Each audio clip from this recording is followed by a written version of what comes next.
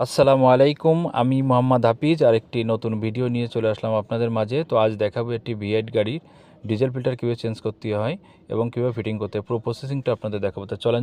তো এখন আমরা গাড়ি থেকে ডিজেল ফিল্টারটা ওপেন করে নিয়ে যাব।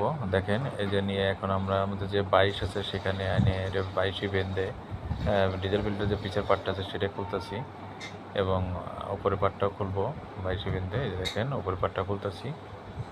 তো খুলে এটা সুন্দর করে পরিষ্কার করে আমরা নতুন একটা ডিজেল ফিল্টার এখানে লাগিয়ে দেবো। তো অবশ্যই যারা গাড়ি ওনার আছেন তারা অবশ্যই ডিজেল ফিল্টার সময় হলে ডিজেল ফিল্টার অবশ্যই চেঞ্জ করে নেবেন। এই দেখেন পিছের পাটটা খুলতেছি, আগে আমরা লুজ দিয়ে রাখছিলাম। এই দেখেন অনেক আপনার ডিজেল থাকে সেটা পড়ে গেল। নতুন ডিজেল ফিল্টার আমরা নিয়ে আসছি, তো এটা জেনুইন। তো অবশ্যই এটা সিলটা একটু দেখে লাগাতে হবে যে সিলটা আছে কি না। পিছের যে সিলটা আছে সেটা আমরা এখানে লাগিয়ে দিচ্ছি।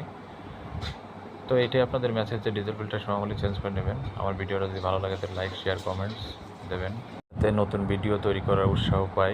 তো এখন হয়ে গেল ডিজেল ফিল্টার ফিটিং হয়ে গেল। তো এখন ফিটিং করে আমরা গাড়িতে আবার এটা লাগিয়ে দেবো। এবার এয়ার ব্লিডিংয়ে একটু কাজ থাকে সেটা করে দেবো। তেল ফার্স্ট টাইমে আসবে না, তখন আমরা এটি হাওয়া ছেড়ে ছেড়ে তেলটা আনতে হয়। যে দেখেন তেলটা আনছি এবং পাইপটা লাগিয়ে দিলাম। তো ডিজেল ফিল্টার লাগানো কমপ্লিট হয়ে গেল।